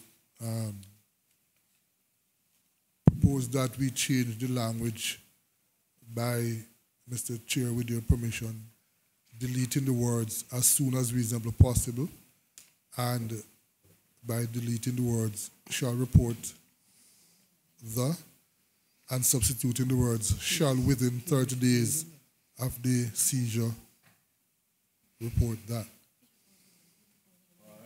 Yeah, good. No. Yeah, he offered an amendment to substitute some words within 30 days. I agree with that. I am proposing to do that pursuant to Standing Order 52. I'll have to give notice. I'll ad lib it, but I'll give the clerk the wording.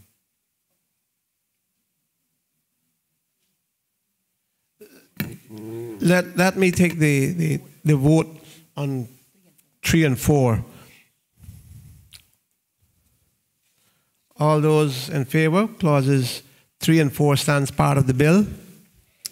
Those against, clauses 3 and 4 stands part of the bill. Clause 5.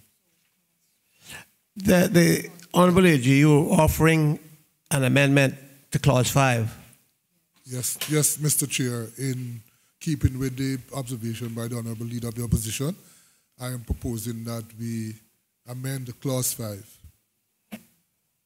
And I'm proposing that we, with your leave and the leave of the committee, by deleting the words as soon as reasonably possible, and B, by deleting the words shall report the, and instead substituting the words shall within 30 days of the seizure report that, so and so.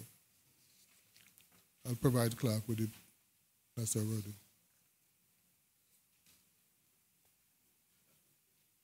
You got that wording?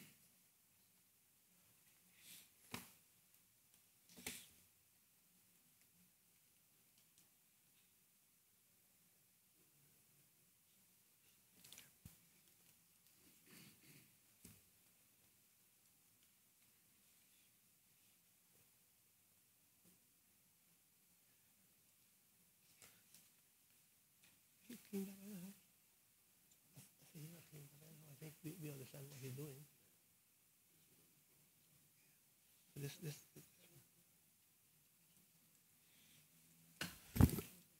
Yeah.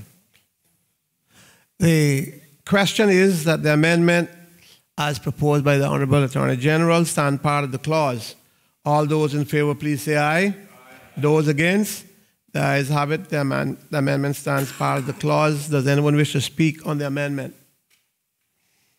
If not, I will put the question. The question is that clause 5, as amended, stand part of the bill. All those in favor, please say aye. Aye. Those against? The ayes have it. The clause as amended stands part of the bill.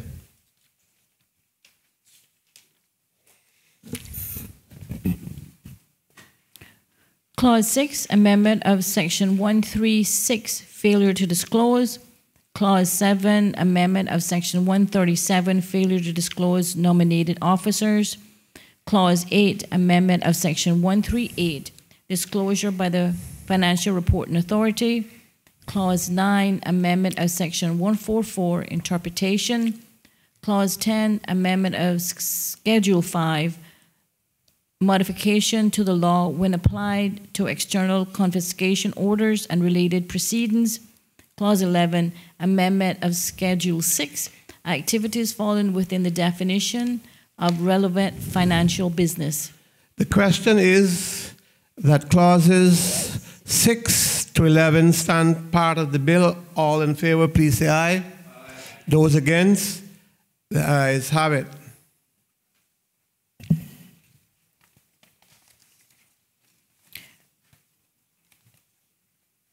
New clause 2A. Honorable Attorney General. Thank you. Thank you, Mr. Chairman.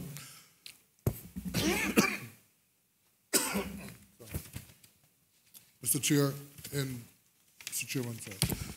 in accordance with Standing Order 52.1 and 2, I beg to move the following amendment to the Proceeds of Crime Bill 2017. B, by inserting after clause 2 the following clause. 2A,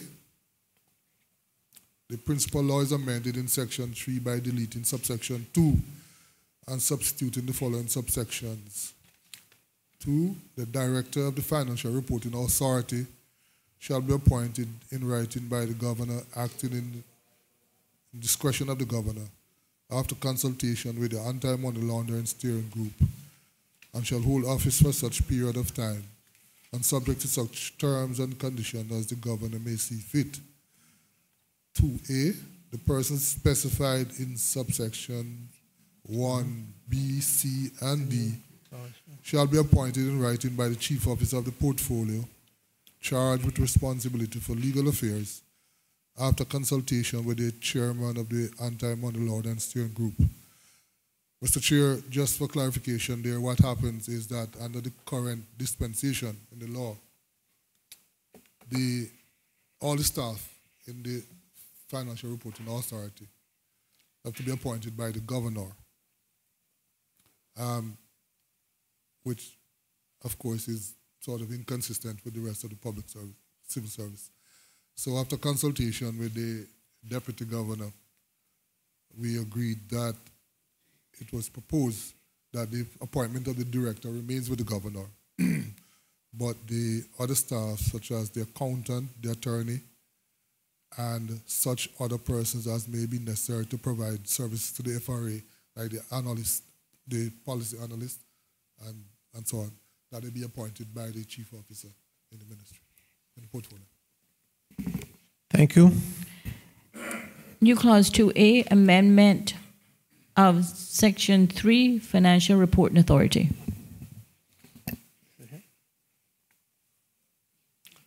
The new clause 2A having been read a first time, the question now is that this clause be read a second time. All those in favor, please say aye. Aye. Those against, the ayes have it. The clause is deemed to have been read a second time.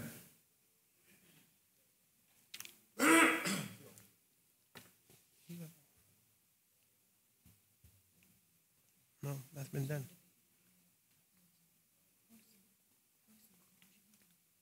That's a new clause, yeah. If there are no further debate or questions, then I will put the question. The question is that this clause be added to the bill as clause number 2A, and that the subsequent clauses be renumbered accordingly. All those in favor, please say aye. Aye. Those against, the ayes have it. Clause 2A is added to the bill.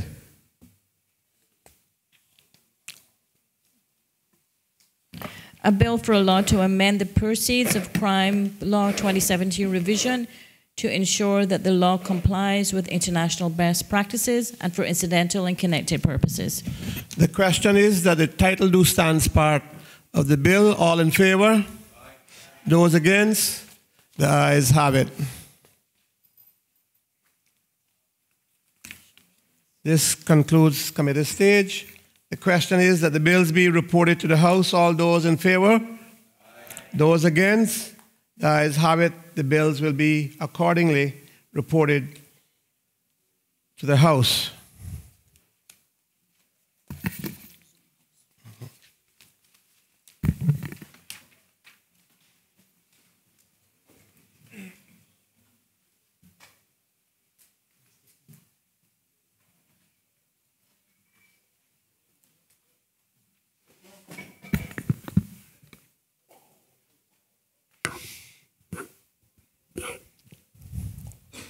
Please be seated.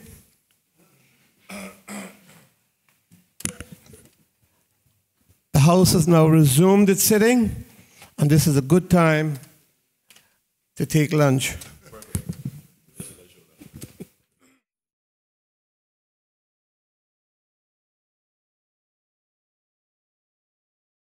Start at 2 p.m. 2 p.m.